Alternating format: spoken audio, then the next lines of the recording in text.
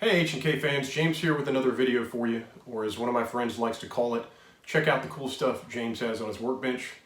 Today is no exception because as the title suggests, this is the H&K MP7A2 video review. Now I already have a very thorough video review on the entire MP7 series that I filmed with my MP7A1. Insert super slow-mo video clip here.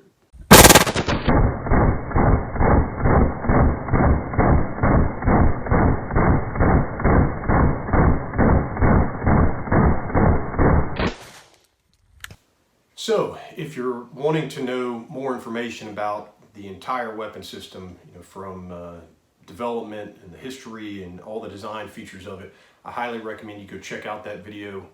I will link it in the description below. In fact, it's probably smarter just to stop this video now if you haven't already seen it. Go watch that video and then come back to this one. But I didn't have an MP7A2 at the time of filming that video, and obviously now I do. So this is a great opportunity to kind of extend that video with one specifically covering the MP7A2. So without further ado, why don't you grab yourself a nice tasty beverage and follow me over to the workbench. Okay, so to start this off, I really should address the issue of misinformation and a misunderstanding really relating to the entire MP7 series. And I contribute that to a couple of factors. The first of which is that these really are unicorn weapons. There's not very many that are in the hands of private owners. There's not a lot of experience from the everyday civilian gun enthusiast to get their hands on one, to get to shoot one as a range rental, or to even view public information, whether that's written or even in YouTube videos. Even in the military, this is really kind of a special operations, specific weapon. You just don't see it very often. So with that, that information that you get may not always be as accurate, or may not really be based on real experience. And I'll see a lot of short articles written in a magazine or a YouTube video review where it's clear to me, hopefully it's clear to you, that the person that is providing that information, they probably got access to that weapon in a very short period of time. They got a quick data dump on it. They went out and shot it, and then they're providing their feedback on it. And that feedback may not be as experience-based as you may want it. That issue kind of carries over to it. And part of that also goes to the online forums or the discussions you get with somebody at a local gun shop, and it comes down to well, I know a guy who knew a guy who was a super secret Navy SEAL Delta Force operator, and he said the gun is crap. And I'll tell you again that that's just not true. And again, you probably ask yourself, well, James, why should I trust you? Hopefully you understand I've got a little bit more of a deep appreciation and experience base on these weapons from a design and operation level than the average guy that may be talking to you about it. So with that, let's talk about, again, where this came from. I'll refer once again to say, go watch the more thorough MP7 video review I have to get more detailed on this. But the specifics of it is you have to understand why the weapon was designed, including the ammunition it fires. And once you understand that and the specific niche element that it fits into, and every weapon really does have kind of a niche element, then you can actually appreciate it more for what it is and really see the great potential that it has. And for the MP7 series, it was designed in the 90s based off of a NATO requirement for a personal defense weapon. So you may be asking yourself, what's a personal defense weapon? Well, that is a specific set that is somewhere between an assault rifle and a handgun. So you got to think about frontline troops whose primary mission is to locate, close with, and destroy the enemy. Those guys are going to be issued an assault rifle. Then you're going to have other members, military service members, whose primary mission is not that. They need to be able to defend themselves. They need to be able to engage the enemy if needed, but their primary mission is not to be a trigger puller behind that weapon. So think about officers, dog handlers, EOD, truck drivers, supply guys, whatever. Anybody who doesn't need that assault rifle that might be unmanageable and cumbersome, but where a handgun is a poor compromise. And that's where this fits into. In the past, we've really kind of fit the submachine gun in that role. But for this specific NATO requirement, they were looking for something more capable than a submachine gun in the traditional sense. Okay, that's because the other part of that NATO requirement was for the ammunition that the weapon fired to be able to have a capability to defeat body armor, specifically the Soviet Krysat armor of the time, or maybe I should say Russian. And so a traditional 9mm 45 submachine gun wasn't going to be able to provide those terminal ballistics. So all of the companies that were participating in that realized, okay, I'm going to have some kind of cartridge that approaches rifle-like ballistic capability, but it's going to have to be very compact and obviously manageable and controllable to fire that weapon. And we've seen multiple issues where companies have tried to take something like a 5.56 AR and shrink it down into very compact sizes, and the problems they have with that is it's either completely uncontrollable in an automatic fire mode, or it's unreliable in shrinking down those capacities. So H&K looked at it from a fresh sheet of paper. The other main company that contributed to this was FN. So FN created their P90 submission with their own 5.7 millimeter cartridge. H&K produced the MP7 with their 4.6 millimeter cartridge. And so those cartridges, as you can see here, it is a very small cartridge sitting next to a 9mm bullet here in my hand. You will see its size, but you will also notice that it looks very similar to a 5.56 cartridge, just much smaller. And though kind of the sad part of this whole program, much like many other programs that have been presented, is no final decision was ever made. So NATO never picked one weapon or the other. The program kind of died off, but both companies had developed a very solid weapon, and they went ahead and marketed anyway. And they had success, both the FN product and the HK product, within law enforcement communities, within those kind of special skill set roles, and within some military services, both large scale like Norway, or small scale, really special operation stuff. And that's where the weapons have gained more success and have continued to be evolved. And that's really what this is. The MP7A2 is an evolution, a product improvement of the original MP7 design. So MP7, then MP7A1, and now we have MP7A2. So let's take a closer look at what differentiates the MP7A2 from the MP7 and MP7A1, and then some of the specific features on here. So looking at the MP7A2, the way it differentiates itself from the MP7A1 it preceded is first and most obviously in the color. So the MP7A2 was the first model that was offered in a color other than black, and as you can see here, this is H&K's RAL 8000, which they're kind of their desert color scheme. Some people call it baby poop, but this is what it is, and depending on the material that it's applied to will determine the actual kind of tone of the color. So whether it's polymer, it's aluminum, it's steel, it's going to have a slightly different color combination. So you can see here the receiver is obviously made of reinforced polymer. You've got your optic rail here on the top is made of aluminum, so it's a slightly different color. Even this vertical grip here is a slightly darker color. So it doesn't always match across those. Obviously, these accessory items are not from H&K. That's a completely different set, but the general scheme, and it works pretty well in lots of different environments other than just the desert.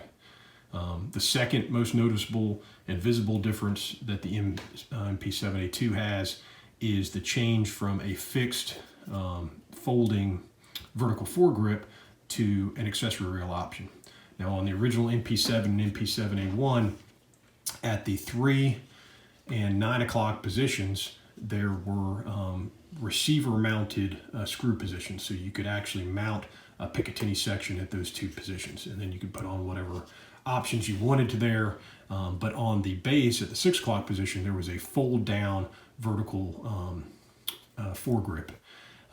When they went to the MP7A2, based off of end user requirement request, was a decision to remove the fixed vertical foregrip and replace it with another Picatinny section mounting position. And what you see here is actually H&K's accessory option, which instead of having 3 individual Picatinny rails, they have one U-shaped rail that mounts in all 3 of those positions and gives it a little bit more rigidity to the whole setup. More strength because it's mounted in 3 places instead of 1. So there's less of an option of you putting a whole lot of torque on one position and possibly pulling the screws out of the receiver itself. And this one obviously has the HK vertical grip.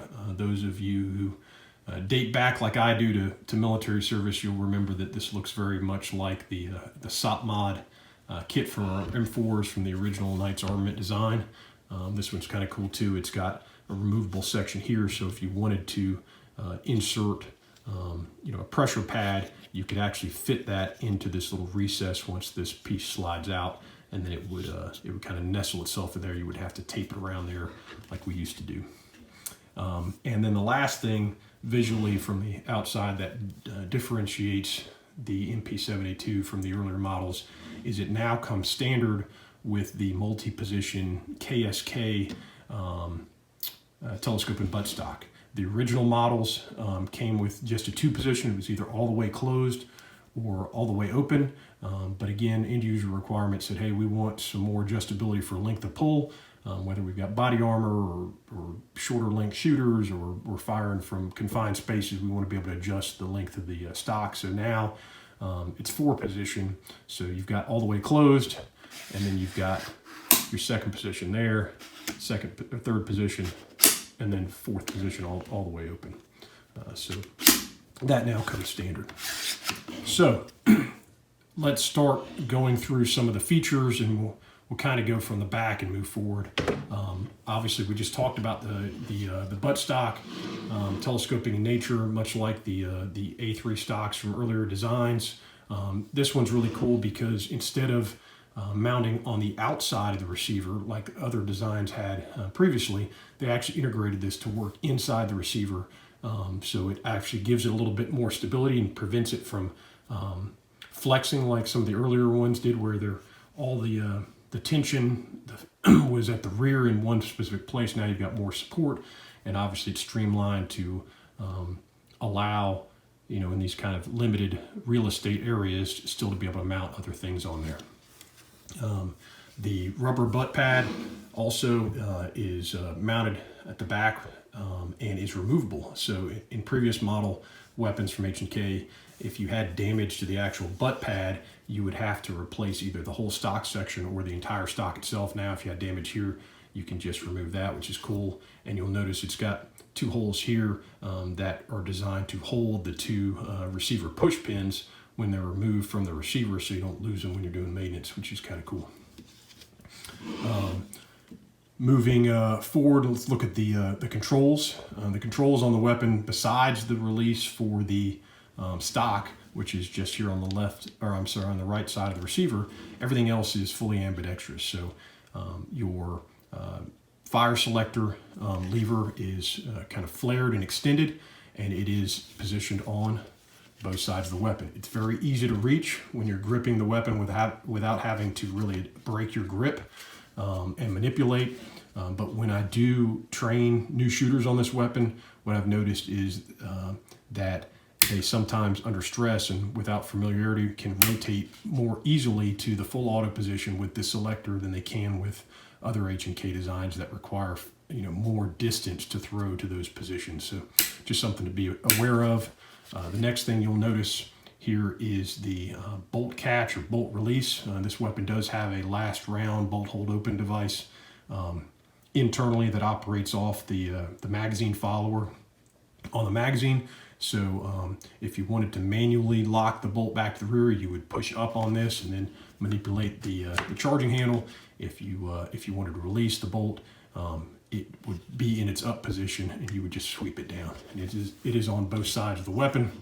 You'll also notice that the magazine release is the paddle mag release design that H&K has used on all their weapons from the handguns from the MP7A2 forward. So if you're familiar with any of the H&K handguns like that, this will be completely muscle memory type operation. And what I like about this is I can actually, with my trigger finger, I can actually come off the trigger, hit the magazine release, insert the magazine, sweep up with the bolt release, and get back on the trigger, all without having to break my grip. So that makes it much faster and much more intuitive when you're running the gun, especially once you get some more training onto it. To the rear, you have a T-shaped charging handle that anybody who's got AR experience will appreciate and understand. Very intuitive as well, and that really kind of covers the control features on here.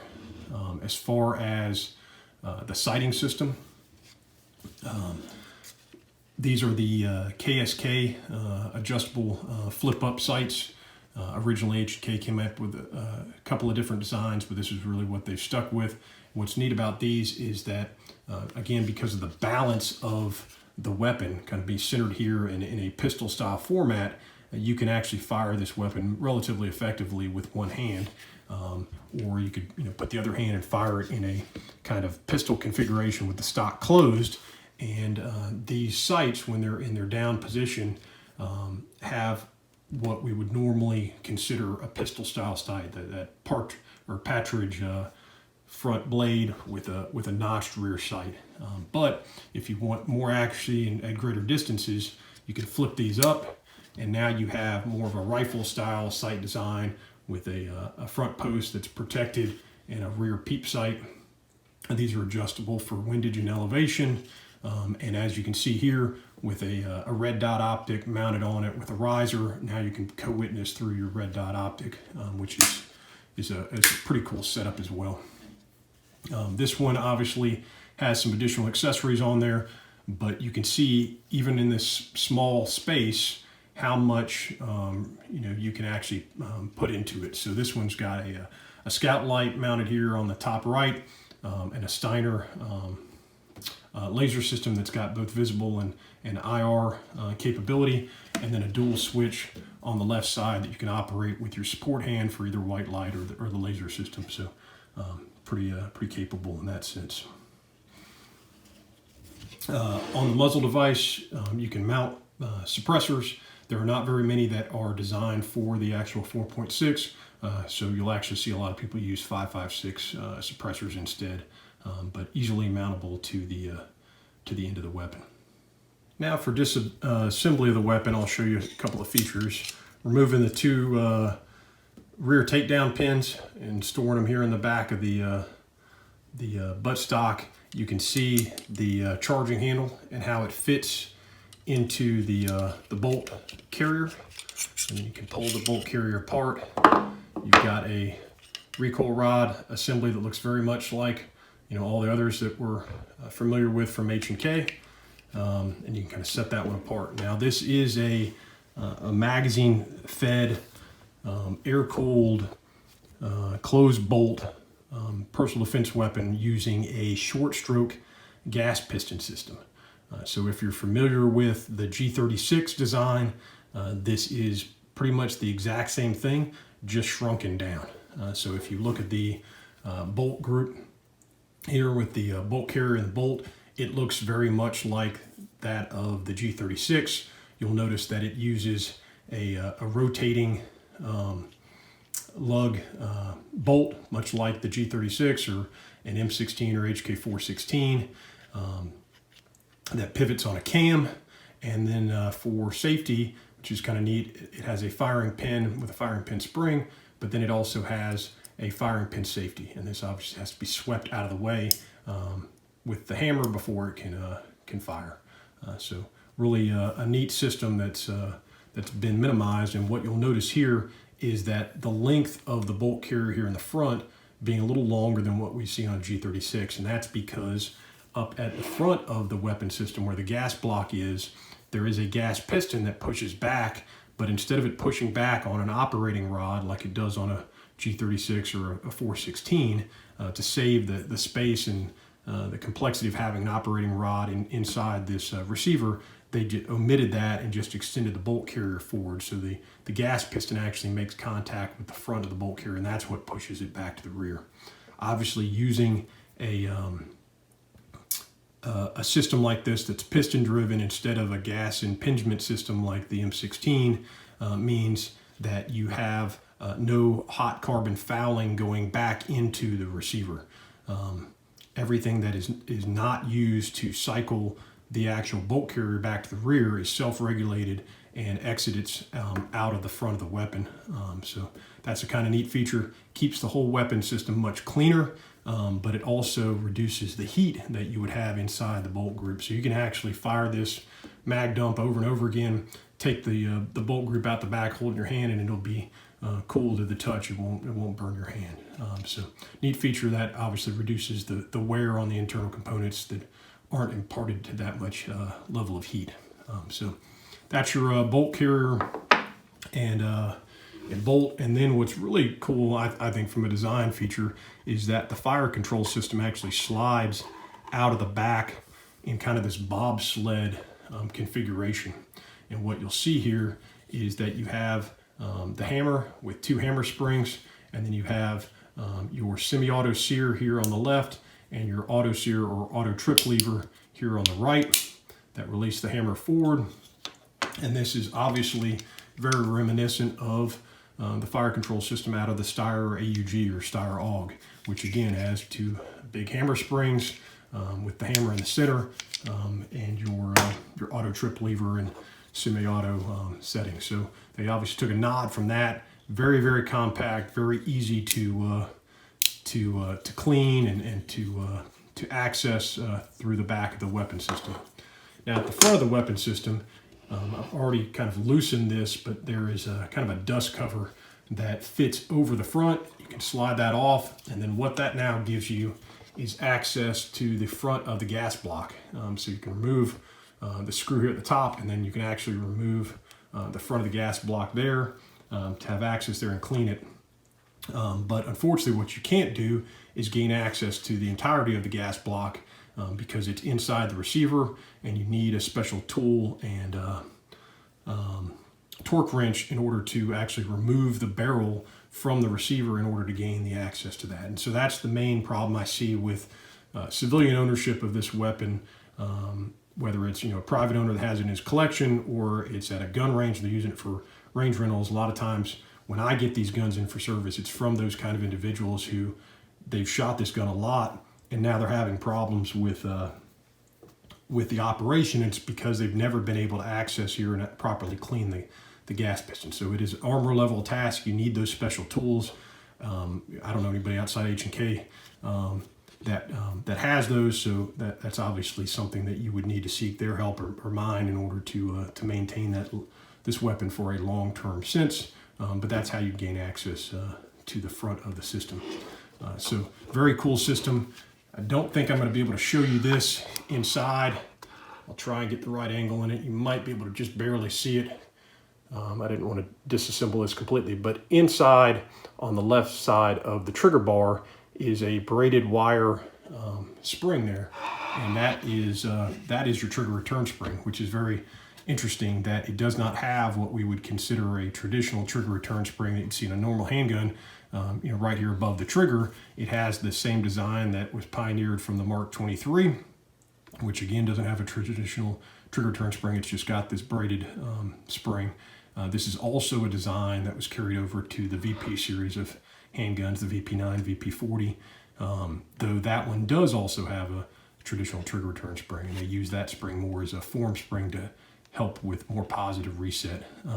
But a neat feature, and obviously the trigger design here, Glock-like trigger safety that has to be defeated by pressing the trigger before you can actuate the trigger back to the rear. So another additional safety feature built into there. Now let's sum up my thoughts on the MP7A2. and I would say they're the same as they were with the original MP7 series. I think it's one of the coolest weapons, from H&K or anywhere within the gun industry at this time. From a standpoint of gun ownership or just the ability to shoot it, it should be one of your bucket list items. It really is that cool of a weapon. If a weapon can be sexy, this one is sexy. It is just a joy to shoot. It's fun to shoot. I've never had somebody shoot this gun and not have a huge grin on their face.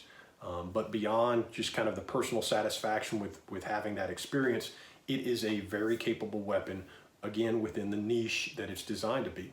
Now, if you have threats that are at a greater distance, and other situational factors that have to be applied in there, then sure, there is definitely a place where an assault rifle or some other weapon might be that right choice. But within those roles that this was designed for, it's really hard to beat. So again, think about those guys who have to be able to do something else with their hands and may not have both hands to put on a weapon. Maybe you're a shield operator on a SWAT team and you got to have a shield on one arm, but you need to be able to fire something controllably and accurately with one hand. You can do that with this weapon. Inside confined spaces, CQB type operations, firing from inside a vehicle, firing in a close protection type area where you've got to be able to bring a weapon out rapidly, maneuver it very easily, and fire accurate and controlled rounds. This is very, very effective.